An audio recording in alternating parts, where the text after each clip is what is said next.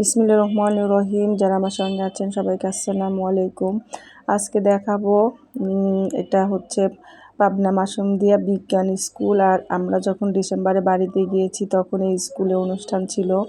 এখানে পিঠাপুলির উৎসব প্লাস গান, বাচ্চাদের কবিতা আবৃত্তি, নাচ সব কিছুই ছিল। আর আমাদের বাড়ির বাচ্চারা, ছোট বাচ্চা যারা আছে এরা এখানে পড়াশোনা করে, বা এখানের যে টিচার সেও আমাদের বৌমা।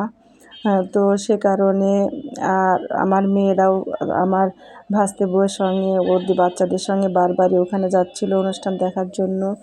আবার এখানে আমার ভাইয়ের ছেলে, দুই ভাইয়ের দুই ছেলে, ওহিমাহি আর বোনের ছেলে শরীফ, তিনজন মিলে দোকান দিয়েছে। যেহেতু আমরা ডিসেম্বরে বাড়িতে গিয়েছিলাম নতুন বাসা উদ্বোধনের, তো সেই রথ দেখা আর কলা বেচা একসাথে, সেই অবস্থা। তো ওখানে এরা একটু মেলায় দোকান নিয়ে বেশ আনন্দ ফুর্তি করলো, সাথে আমার মেয়েরাও ভাগ্যে জুটে গেল একটু মেলা দেখা।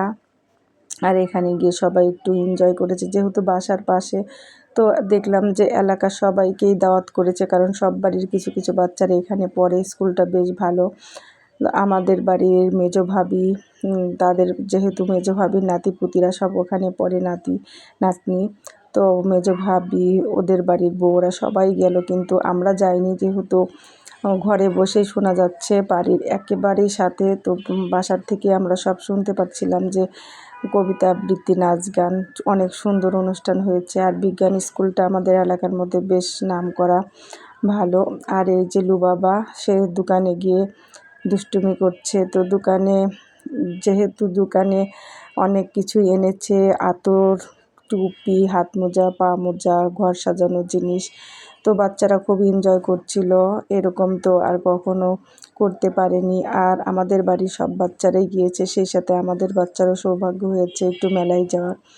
আর এখানে বাড়িতে লুবাবা সে খরগোশ নিয়ে দাঁড়িয়ে আছে। তার খরগোশ খুবই পছন্দ, কিন্তু আমি ধরতেই কেমন কেমন লাগে। আর ও এত ছোট বাচ্চা কেমন করে খরগোশ ধরে বসে আছে। এটা মাহির খরগোশ, মাহির খুব পছন্দের জিনিস। লুবাবা এমনভাবে আদর করছে মনে হচ্ছে ওরই জিনিস। তো সবাই ভালো থাকবেন, সে পর্যন্ত আল্লাহ হাফেজ, আসসালামু আলাইকুম।